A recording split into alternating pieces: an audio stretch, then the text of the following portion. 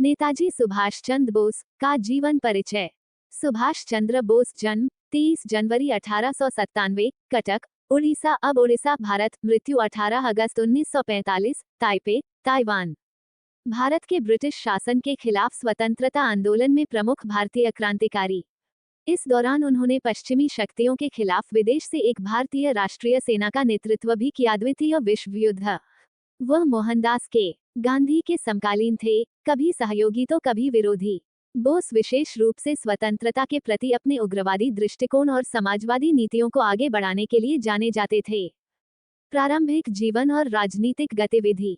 एक धनी और प्रमुख बंगाली वकील के बेटे, बोस ने प्रेसिडेंसी कॉलेज, कलकत्ता, कोलकाता में अध्ययन किया, जहां से उन्हें 1916 में राष्ट्रवादी गतिविधियों के लिए निष्कासित कर दिया गया था, और स्कॉटिश चर्च कॉलेज 1919 में स्नातक में अध्ययन किया।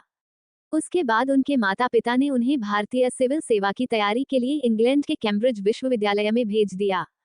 1920 में उन्होंने सिविल सेवा परीक्षा उत्तीर्ण की, लेकिन अप्रैल 1921 में भारत में राष्ट्रवादी उथल-पुथल के बारे में सुनने के बाद उन्होंने अपनी उम्मीदवारी से इस्तीफा दे दिया और भारत वापस आ गए। अपने करियर के दौरान, विशेष रूप से शुरुआती दौर में, उन्हें एक बड़े भाई द्वारा आर्थिक और भावनात्मक रूप से समर्थन दिया गया था।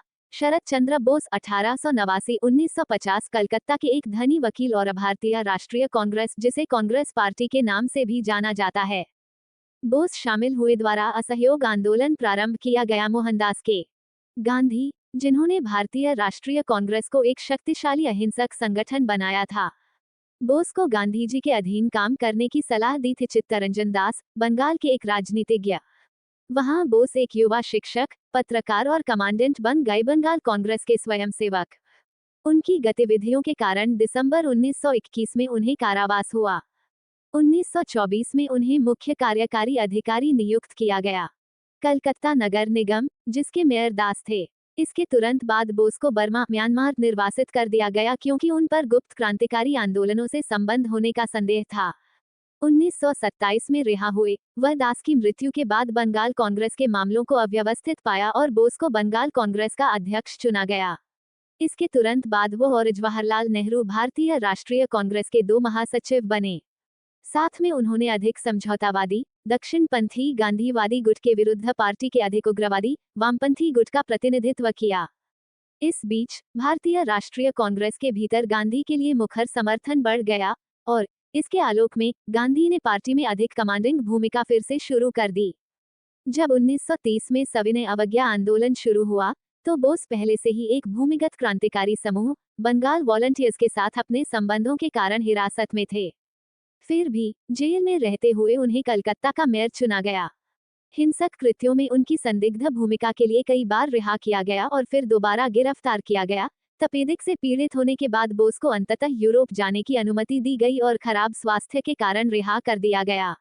उन्होंने लिखा, लागू निर्वासन में और अभी भी बीमार हैं। भारतीय संघर्ष 1920, 1934 और यूरोपीय नेताओं के समक्ष भारत के पक्ष की वकालत की।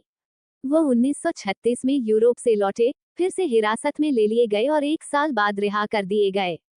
इस बीच बोस गांधी के अधिक रूढ़िवादी अर्थशास्त्र के साथ साथ स्वतंत्रता के प्रति उनके कम टकराव वाले दृष्टिकोण के भी आलोचक बन गए। 1938 में उन्हें भारतीय राष्ट्रीय कांग्रेस का अध्यक्ष चुना गया और उन्होंने एक राष्ट्रीय योजना समिति का गठन किया, जिसने व्यापक औद्योगिकरण की नीति तैयार की। हालांकि ये गांधीवादी आर्थिक विचार के अनुरूप नहीं था, जो कुटीर उद्योगों और देश के अपने संसाधनों के उपयोग से लाभ उठाने की धारणा से जुड़ा था। बोस को 1939 में दोषमुक्ति मिली, जब उन्होंने पुनः चुनाव में एक गांधीवादी प्रतिद्वंद्वी को हरा दिया। बहरहाल, गांधी के समर्थन की कमी के कारण विद्रोही अध्यक्ष ने इस्तीफा देने के लिए बाध्य महसूस किया। की स्थापना उन्होंने की फॉरवर्ड ब्लॉक, कट्टरपंथी तत्वों को एकजुट करने की उम्मीद कर रहा था, लेकिन जुलाई 1940 में उन्हें फिर से जेल में डाल दिया गया। भारत के इतिहास के इस महत्वपूर्ण समय में जेल में रहने से उनका इनकार आमरण अनशन के दृढ़ संकल्प में व्यक्त किया गया था, जिससे ब्रिटिश सरकार उन्हें रिहा करने से डर गई थी। 26 जनवरी 1941 को करीब से देखे जाने के बावजूद वह भेष बदलकर अपने कलकत्ता निवास से भाग निकले और काबुल और मॉस्को होते हुए अंततः पहुंच गए। जर्मनी अप्रैल में। 1 वर्ष से कुछ अधिक समय बाद दक्षिण पूर्व एशिया पर जापानी आक्रमण के बाद बोस ने जर्मनी छोड़ दिया, जर्मन और जापानी पनडुब्बियों और विमान से यात्रा की और मई 1943 में टोक्यो पहुंचे। 4 जुलाई को उन्होंने पूर्वी एशिया में भारतीय स्वतंत्रता आंदोलन का नेतृत्व संभाला और जापानी सहायता और प्रभाव से जापानी कब्जे वाले दक्षिण पूर्व एशिया में लगभग 40,000 सैनिकों की एक प्रशिक्षित सेना बनाने के लिए आगे बढ़े। 21 अक्टूबर 1943 को बोस ने एक अस्थायी स्वतंत्र भारत सरकार की स्थापना की घोषणा की और उनकी तथाकथित भारतीय राष्ट्रीय सेना आजाद हिंद फौज जापानी सैनिकों के साथ रंगून यांगून तक आगे बढ़ी और वहां से भारत में दाखिल हुई। 18 मार्च 1944 को भारतीय धरती पर पहुंची और कोहिमा और इम्फाल के मैदानी इलाकों में चली गई। एक जिद्दी लड़ाई में जापानी हवाई समर्थन के अभाव में मिश्रित भारतीय और जापानी सेनाएं हार गईं और पीछे हटने के लिए मजबूर हो गईं।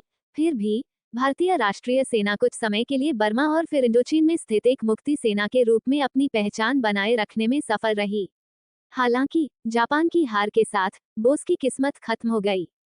अगस्त 1945 में जापान के आत्मसमर्पण की घोषणा के कुछ दिनों बाद दक्षिण पूर्व एशिया से भाग रहे बोस की कथित तौर पर विमान दुर्घटना में